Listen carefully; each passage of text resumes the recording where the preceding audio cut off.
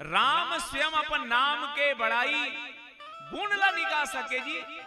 नाम के अक्का महिमा है, कक्का महिमा है। आवा एक बहुत प्यारा उदाहरण आप सब सुने हो।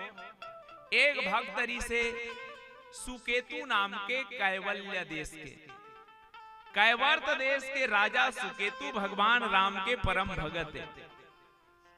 राम राज हो गिरी से एक बार राम जी अपन राज भवन में नहीं रहा है, उतकी बेरा भक्त सुकेतु राम जी से मिले बर दर्शन करे बरगिस तो महटीम नारद मिल गए।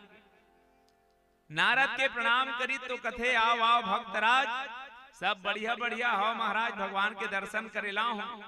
नारद की तो लच्छा करे मोल मिल गए सागुले तो एक चीज बता देता।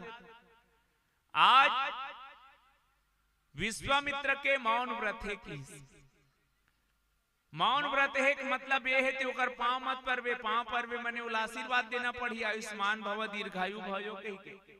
तो आज ओकर मौन ला जे टोरही न ते श्राप पाही तो लागू चेता दे हो ओकर पांव मत परवे बने करे महाराज बता देती नित गड़बड़ खा जाती।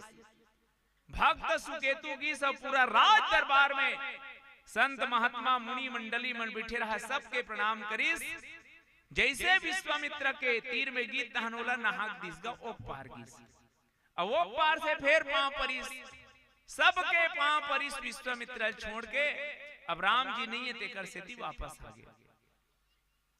जब राम जी इस विश्वामित्र के पहली प्रश्न है, राम यदि तो राज भवन में कोई संत के गुरु के अपमान करवे